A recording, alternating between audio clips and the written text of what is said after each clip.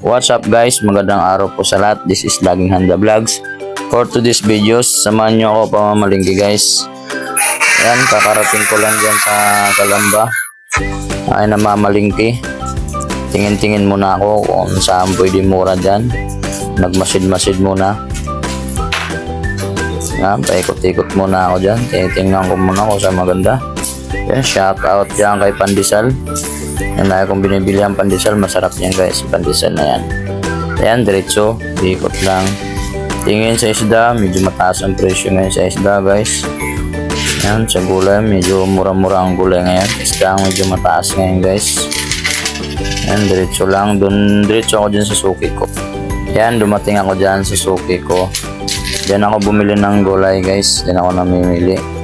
Papalista ako dyan ng gulay. Papalista ko sa kanila yan. Binukuhan. Nalimutan ko yung listahan ngayon guys. Kaya yun, ay ako ng listahan. Ayan, nanghiram ako ng ballpen, lapis. Umupo muna ako dyan saglit at naglilista sa mga bibiliin ko. Nag-iisip sa bibiliin ko. Kahit unti lang dala ang pera. Ayan, natingin, naglilista. Nagsusulat, ganun ng bilang pamamalingki guys. Nakala nyo madali lang, napakahirap din yan gagawin nyo. Yan, nagtitingin ko anong bibilihin, ano ililista na kasya lang sa budget ko.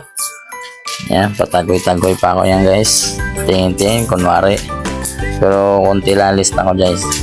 Yan guys, kasi yung budget ko, binabudget ko lang din kasi konti lang. Ayan, kasunod yan, nung namili ako ng gulay, diretso ako doon sa grocery.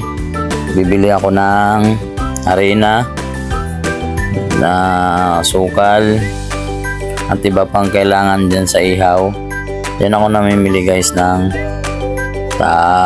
pang ihaw. Lahat ng kailangan sa aking ihaw o sa tindahan. Yan ako namili sa grocery. Yan guys, suka, yan hanggang ako nabili.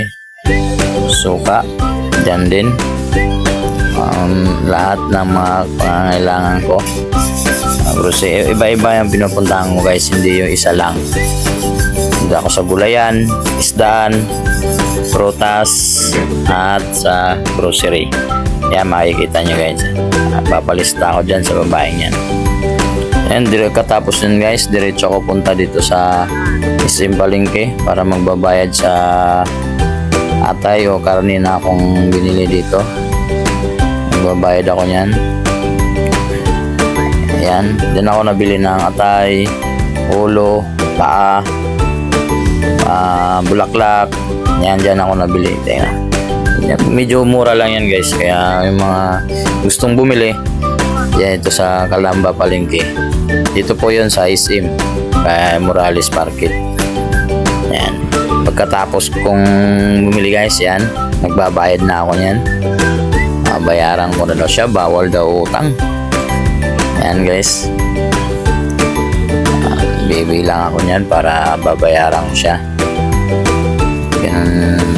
Ganun kahirap mamamalingki guys. Nakakala mo maraming pera dala, yung pala'y budget lang, tama lang.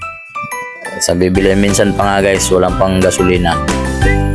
Kaya yun. Pero awa ng Diyos, tuloy-tuloy pa rin. Tuloy-tuloy pa rin, araw-araw, kahit pa paano, mayroong kikitain.